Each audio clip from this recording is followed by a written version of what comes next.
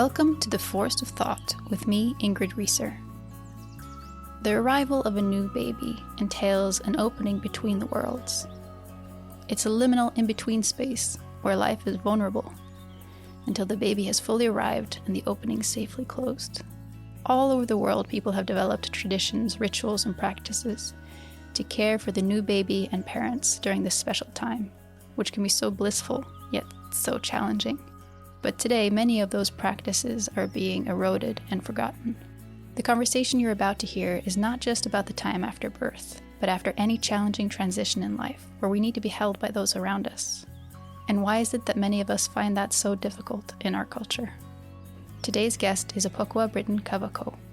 It's because of the earth that I am standing here today, and that I was able to make a baby and a placenta. So the least I can do is give some of that nourishment back. We are not separate from the ground that we stand on. We keep on getting these gifts, and we also need to give back to be able to keep on receiving these gifts. Opokua is a doula, author, and nurse. She's written books about birth and postpartum culture and hosts a popular podcast on these topics with her sister Asabea. We talked in my living room on a blustery November day.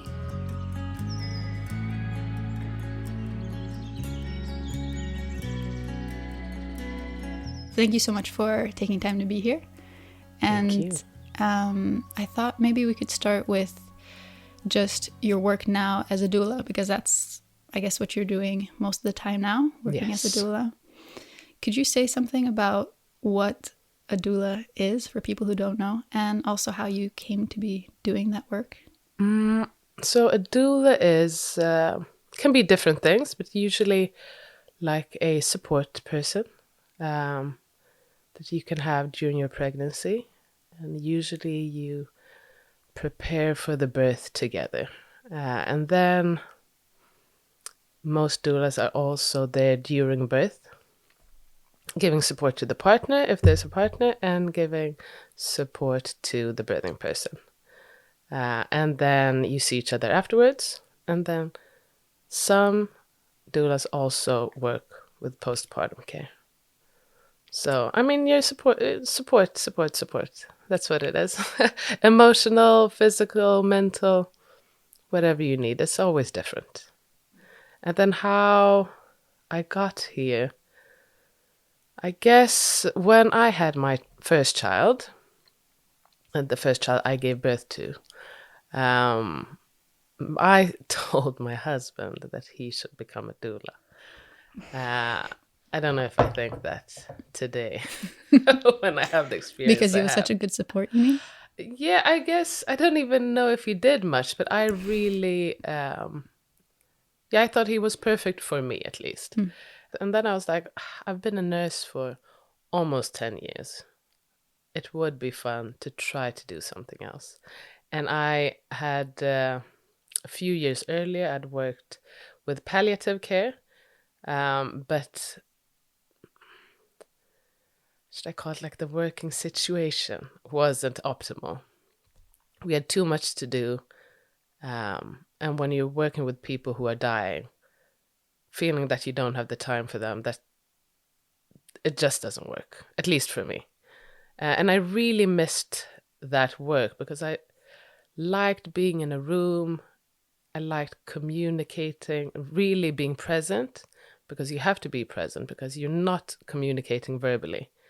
And I'd been at a few births, and I was like, these things remind me of each other. So maybe I could do that like some on my free time. And yeah, now 6 years later, that's what I do. So you feel that there's something related to this time period, just of as life is coming into the world and as it's leaving the world. At least I don't know, really, as in several ways, especially at least as the person who is supporting, or at least standing next to the one dying or giving birth. I think like your mindset has to be a little bit the same, and also like I shouldn't call it thrill, but like the feeling of being, I usually say it feels like you, if life is like a globe, and then like Saturn, the rings, it feels like you're at the edge of the rings when somebody dies and when somebody gives birth. So you know that you're safe, but you also know that there's endless whatever on the other side. And then when the birth actually happens and when the person dies, then you go back into the planet. Do you know what I'm saying? Maybe it sounds weird, but that's what it good. feels like and what it looks like when I think about it. And being out there between two worlds is just, I often think that when I die, I'll think about all the people who I've been next to when they died and when they gave birth. And that's a beautiful feeling. Yeah, beautiful. I wanted to talk to you about this book that you wrote about postpartum cultures. Yes. And then I was thinking people listening might think that it's something really specific. So it's the time right after birth, how we're caring for the new baby, the new mother, the new parents. And why would that be relevant for me if I'm not in this situation or know somebody in this situation? But I think that, you know, especially just from reading your book and other things that I've read and listened to, that it's, first of all, it's just fascinating, just seeing how all these different cultures are, what they do during this time. And then secondly, it feels like it's very revealing about our culture in general. Yes. So postpartum cultures say so much about our cultures in general. So, you know, in modern Western society, we often talk about the loss of community, and we feel that loss of community very acutely after birth. Yes. And we might talk about how we don't maybe appreciate the rites of passage, certain rites of passage in the way that we should, and we feel that very acutely after birth. Yes. So that's just what I've been taking from reading your book. But I don't know how your thoughts on that, and also how you came to want to write this book. I mean, I think you summed up my thoughts on that, really, and why I wanted to write the book. I guess, like, most of the things I do, I just, get a feeling I need to get this out. And since I've been, I think it's also very, maybe, typical that I live in Sweden, where, I mean, we don't even have a word for community, which says a lot. And I kept meeting people. And I think me, myself, I also didn't speak enough about the postpartum period. I was also so focused on the birth part because, I mean, I had support and I didn't think much of it. But quite fast, I realized, oh, people are super lonely. And that really has a lot of consequences. Of course, everybody doesn't get postpartum depression, but just a lot of things would be easier if you had some support. And a lot of things, if you prepared for this time, would not feel as difficult. I think it's mostly that. It's not that it is more difficult, but the feeling of things being more difficult. So, if we go into a little bit about what different cultures, what some different postpartum cultures look like. I mean, in Sweden, it's interesting. You guys write a little bit about, do we have any postpartum cultures in Sweden or in the Nordic countries? I mean, I'm from Norway originally. And the conclusion that you draw is kind of, not that much. After the birth, you receive a certain meal in the Swedish hospitals, which is like a piece of white bread with some cheese and then yes, but at least it looks pretty. It Yes. really does. And people really appreciate it. Yeah.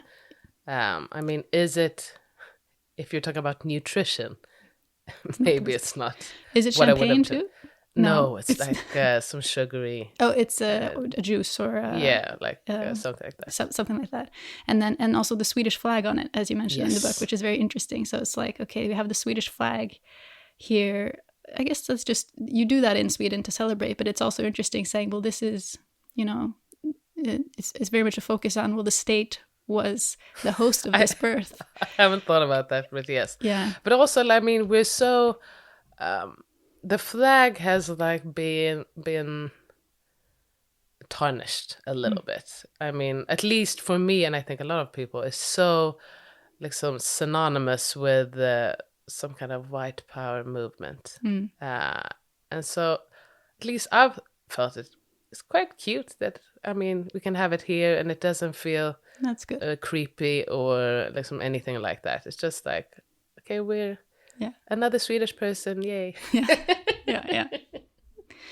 But in general, it seems like when you guys looked at all of these different cultures around the world, there was a lot of variety, but there were still a lot of similarities. Yes. So I thought maybe I made a little list. I thought maybe if you want, we could go through them a little bit. Of course. And talk about them. So one thing that came up a lot is that the new mother for her to rest.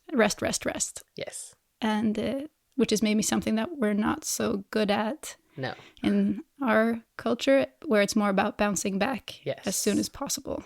So what did you guys see in relation to that in other cultures that you were looking at? I mean, more or less all cultures we looked at. And I mean, of course, not all of them made the book because, I mean, it couldn't be. Couldn't be the biggest book exactly. ever written about postpartum cultures. But almost all the cultures we looked at also spoke about rest. And it would be between 21 and 60 days. And it's not like you lie flat on your back for, 40 days is, I guess, the most common. And what we used to have in Sweden as well before. But just, resting can be different things for different people. But I mean, just, I guess, the feeling of knowing things are being taken care of.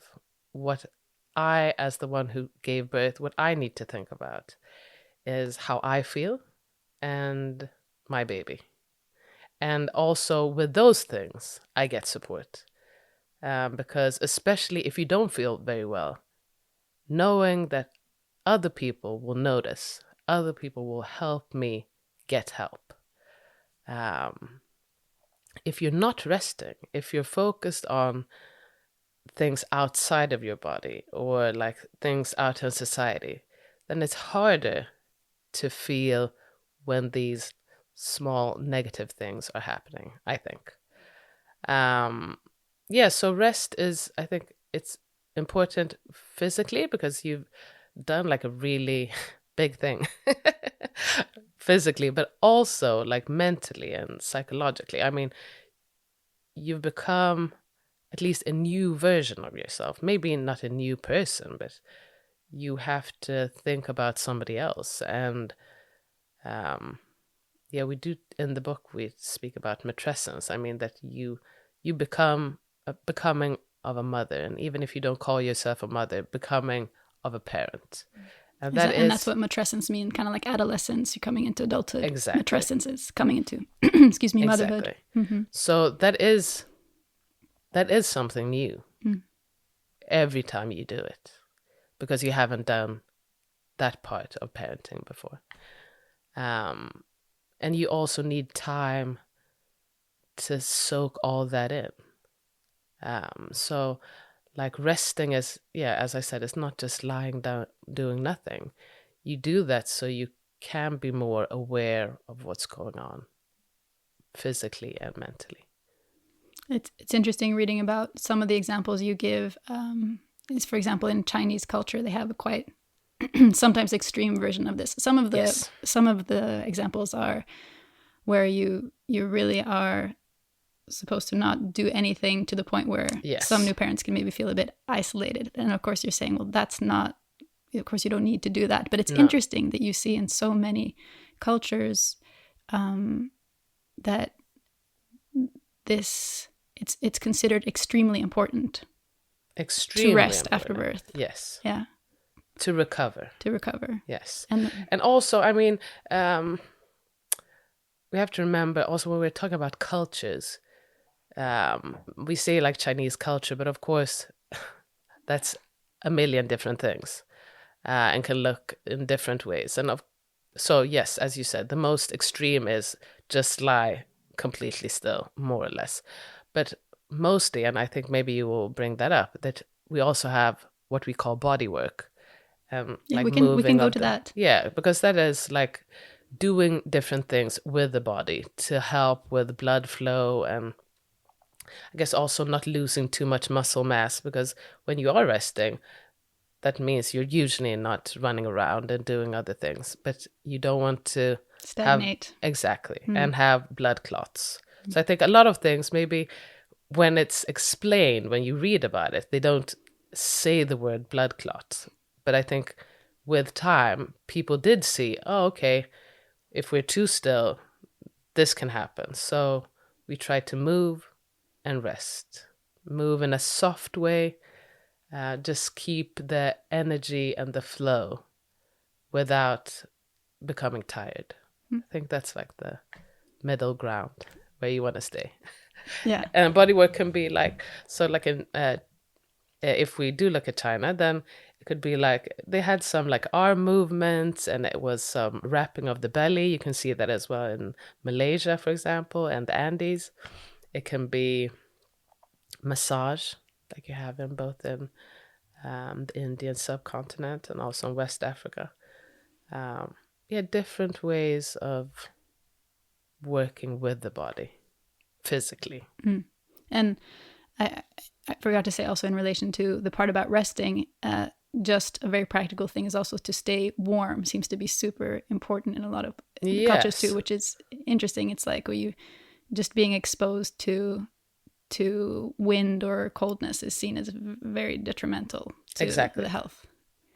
And that, I mean, if you look at Middle Eastern countries, that also applies to more generally. So wind will make you sick or comes with bad energy, and you definitely don't want that then when you've just had a baby. Right. So it's just a more specific example of a general thing. Exactly. Yeah. And also like even there you have the extremes where, I mean, a few years ago, there was a lady in China who stayed inside. She didn't open her windows and she was laying under the covers. And unfortunately, she died because she was just totally, dehydrated. But I mean, that's not usually what happens. No, of course. But it can be very, I mean, it's difficult also because now we're not used to the heat that we have now. So the cultures need to shift. Like different things we've been used to need to change a little bit. Exactly, and adapt. And I think I'd say like also this thing with warmth or heat is also like an own theme, because you can also see that in all the cultures that we talk about hot food, at least warm food. Well, food is another super important thing. Yes, but like warm food and staying warm. If we talk about like temperature inside the house, don't wash your hair because then you get cold afterwards.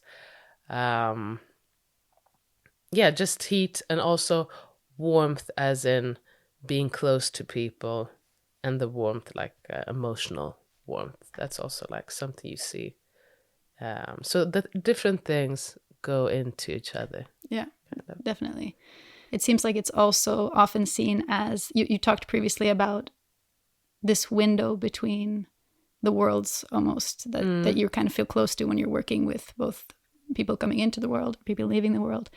And that it's, in a lot of cultures, it's seen as this window opening, and it's a very sensitive time for the new parents and the new baby, the person who's given birth especially. And that it's important to protect and also to sort of make sure that everything is done correctly. So, for example, one of the things you talk about is caring for the placenta. And that in a lot of cultures that's seen as very important, needs to be shown respect because it has enabled the child to... The creation of the... So yeah, what are your some thoughts you have on that?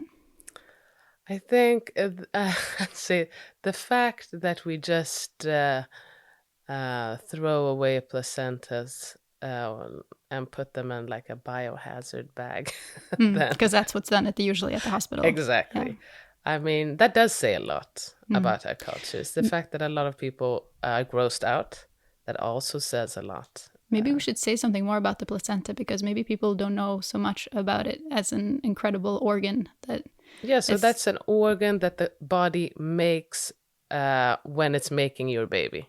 And it's through the placenta that the child or the fetus gets its nourishment, its oxygen. I mean, that is the lifeline, really. So without a working placenta, you will not have a healthy baby. That's the long and short of it. Yeah, and it's really fascinating to see. I mean, when I was looking at my placenta after I had given birth, it's so large. First of all, yes, it's incredible, and that you make that in 9 months. Yeah, in addition to the baby. In addition to the baby, and then they say, "Oh, just have an extra sandwich. That's all you need." Yeah. Well, yeah. Because... Don't even get me started. Well, and it's incredible to see these sort of the blood veins, and it really feels, you can see how people connected it to, it looks like a tree or like roots. And it was beautiful to read about the Aboriginal cultures in Australia, I think it was, or certain of them, that they say, well, these are the lifelines or the life map of the child. And so if we don't care for the placenta correctly and bury it in the ground, I think is what they did. I mean, if it's burned at the hospital, the child will not be able to connect with its roots. Roots, its life map of knowing where to go in life, which I thought was a beautiful image. And yeah, well, I mean, you had lots of examples. You had lots of examples about what different people did, but a lot of it was giving back. I'd say that is, I mean, usually what's done in one way or another. Give it back to the earth. Exactly. And I think we are so disconnected from the earth. That's why we don't even, I mean, people laugh at me when I've said, okay, but I buried mine on my backyard and I put a tree there. That's what I did too. And I mean, because also, why not? And I think it's because of the earth that I am standing here today, and that I was able to make a baby and a placenta. So the least I can do is give some of that nourishment back. That's how I feel, at least. And I'm thinking that's also what you can see in the cultures that are, I mean, old cultures are closer to also the earth, and they understand that we are not separate from the ground that we stand on. And we keep on getting these gifts, and we also need to give back to be able to keep on receiving these gifts. And that's where I think a lot of Western countries, especially, they have ceased to understand that fact. And then, of course, and also, I think we're also so, especially in Sweden, maybe because the state does have such a big, takes care of such a big part of our lives. We are so far from our bodies, if you know what I mean. Mm-hmm. I've been a nurse for 15 years, and I don't know how many times I've heard, smokers tell me, why me? Why did I get lung cancer? Just like, but you know how the body works. You know that every time you smoke, that is going to hurt your body. And of course, not everybody who smokes will get cancer. I get that. But being so far removed that you don't understand why this would happen to you. It's like, but I should be able to do whatever I want to do, and then the hospital is supposed to fix it. I don't really have to take ownership of anything. But of course, if you have such a big state and you have such a, I mean, a lot of times at least, working hospital system, then you don't have to take accountability as much. And of course, if you know, if I get sick, it's me, myself, and I don't have the money to go to the hospital, or even if I do, they don't have the resources to save me. Then of course, you know that, okay, then I have to be proactive. I have to learn what works and what doesn't work. Yeah, and we're kind of in a tricky situation where we now, because we've had such a well-functioning sort of public health system, there has been also, because of a lot of different things, this disintegration of community, perhaps. Yes. And so when you then try to do something differently, then you maybe feel very alone in that, because there's not the kind of support that there would normally be in other kinds of, in other times, in other places. People are uncomfortable with, I usually say, like, people, at least Swedish people, are uncomfortable with giving support. They are uncomfortable with receiving support, and they are also uncomfortable with offering support. And that's a very bad combination during the postpartum period. Why do you think that is, and what could we do about it? I think it's just like we have a belief that you're supposed to be able to manage by yourself. Asking for support or help is seen as weakness a lot of times. And I mean, I think are we like one person per square kilometer or something? And sometimes, even though that's not literally the case, I feel like that's how we're brought up, that you do your own thing. You're supposed to be able to handle things by yourself. When you have a baby, you've seen other people have babies. They have not asked you for help or support. They figured it out.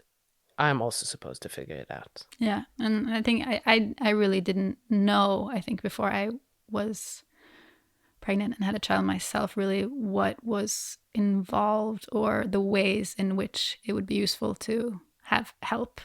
So now, of course, I'm much more informed. But even now, it is hard because with both pregnancy and birth and postpartum, people are so different in terms of what they want. And I don't know, how do we sort of I think the secret is, I think what we need to do is, okay, so most people won't realize these things until they are pregnant or have a child. But then, once you know, don't forget, when you meet somebody, at least who you know and who you feel comfortable with, offer them your help. You don't not offer because you're scared that, oh, maybe they won't want to, or yada.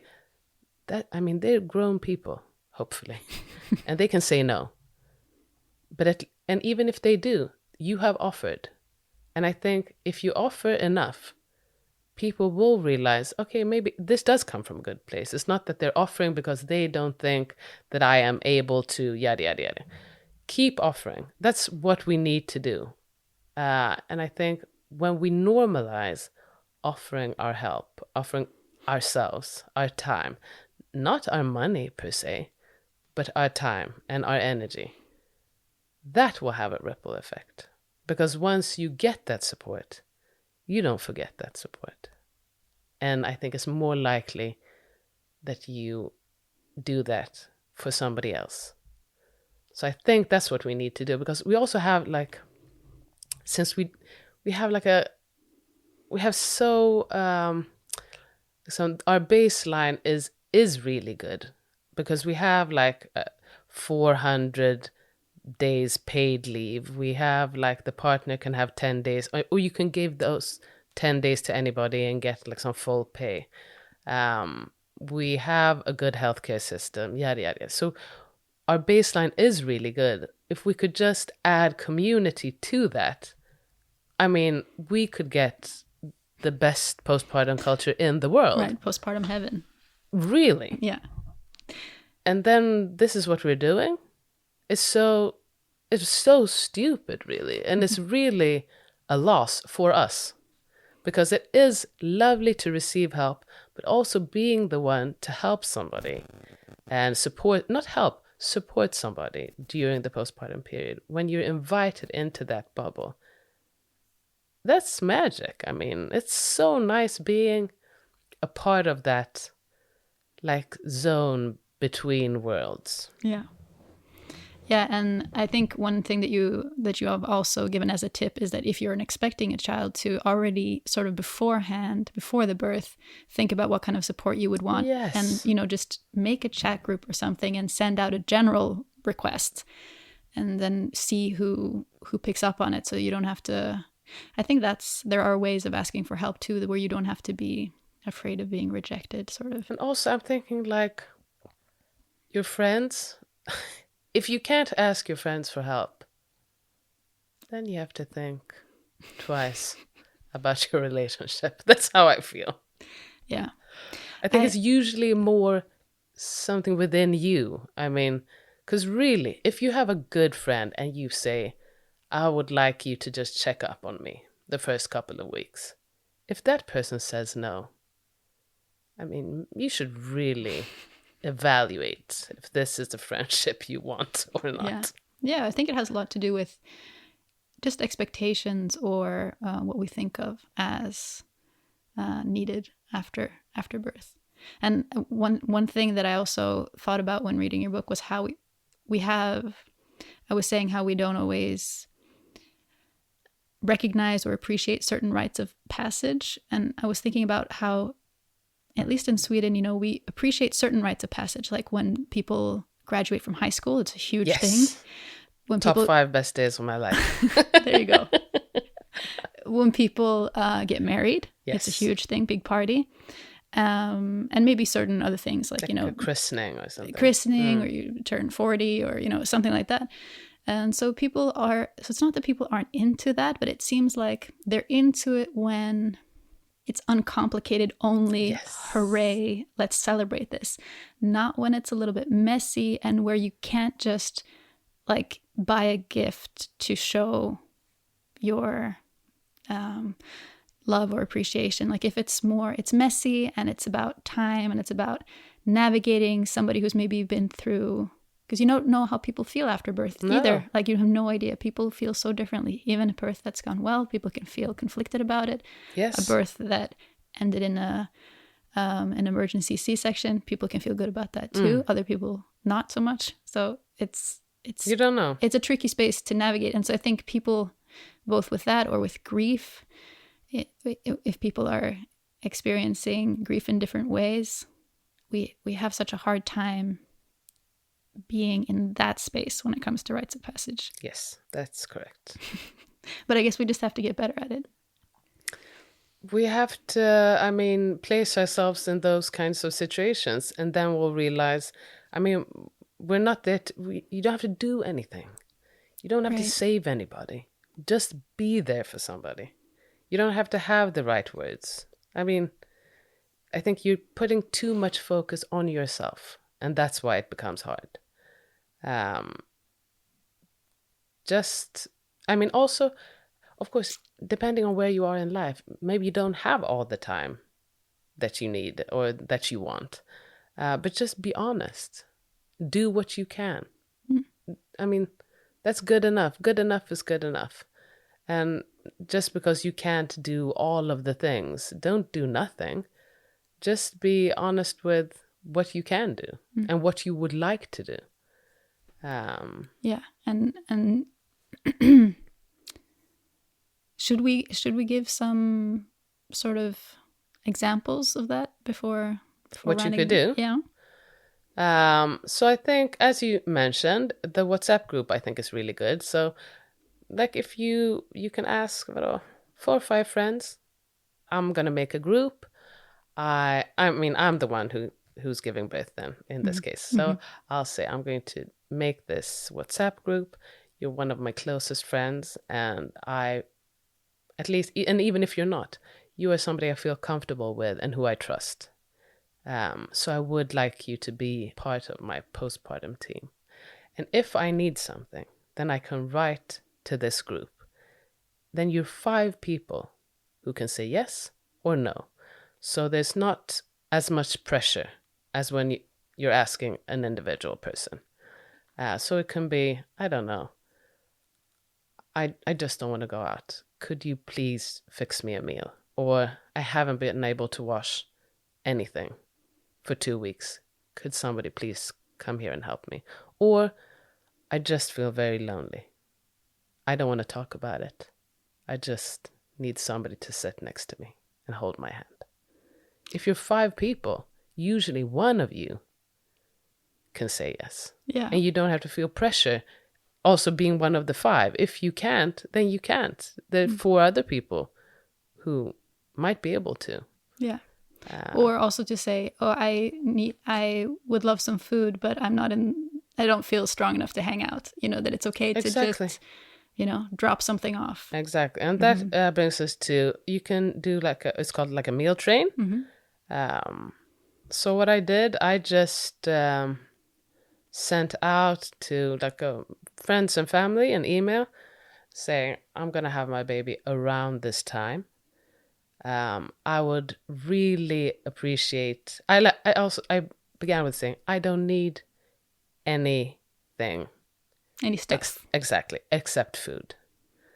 That's really what I would like.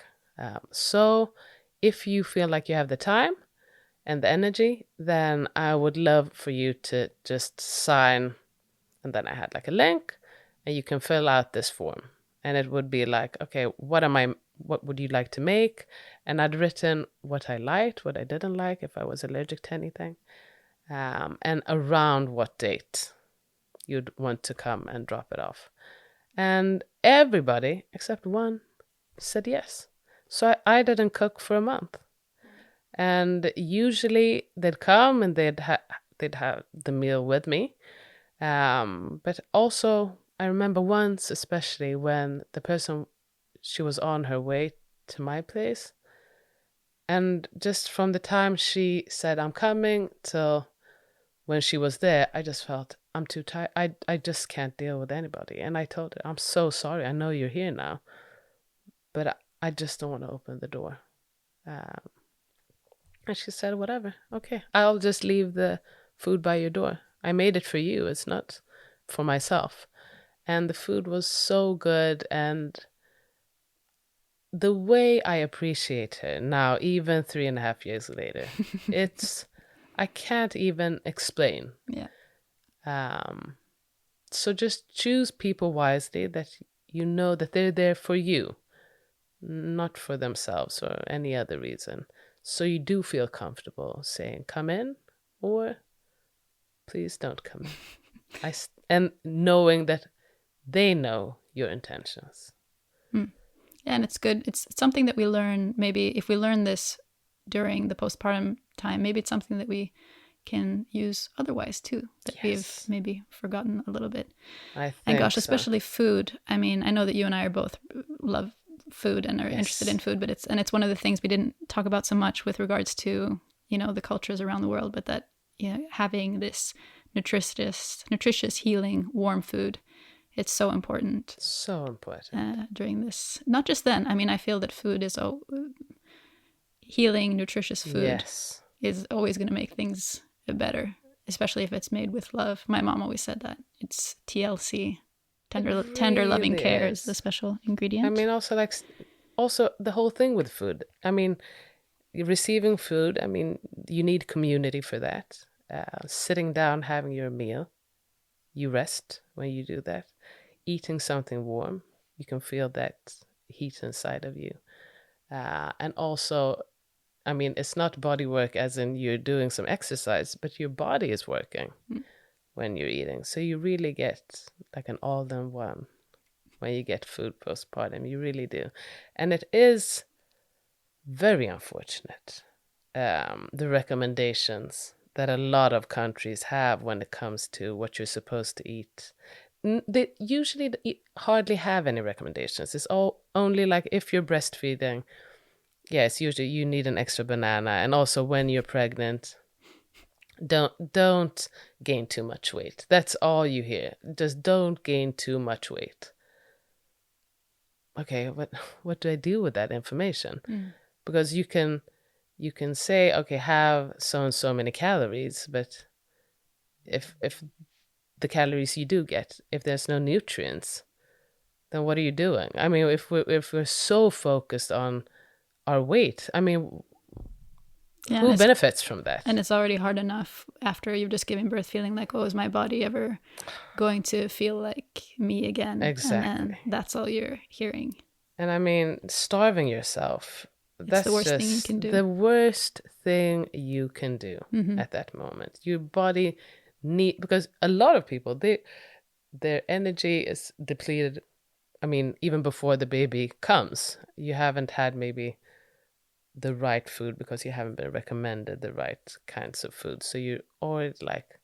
all your nutrients are going to the baby. Exactly. And then you have the child, and then you don't have time to cook food, and you just like have a sandwich, have some cake or something else, and then you're super tired, and I mean that you get really lonely and also depressed. I'm not surprised. Yeah.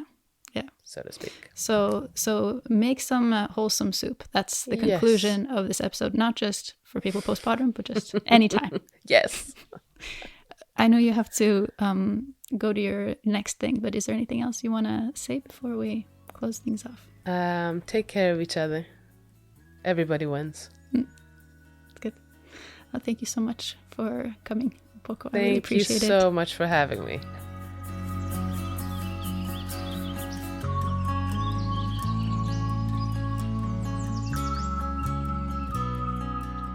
You'll find links to the things we talked about in the show notes. This was the 4th episode in the Blood Mystery series, exploring the interweaving of the biological, emotional, and spiritual in the context of women's bodies. You'll find previous episodes via links in the description, on the website, or wherever you listen to podcasts.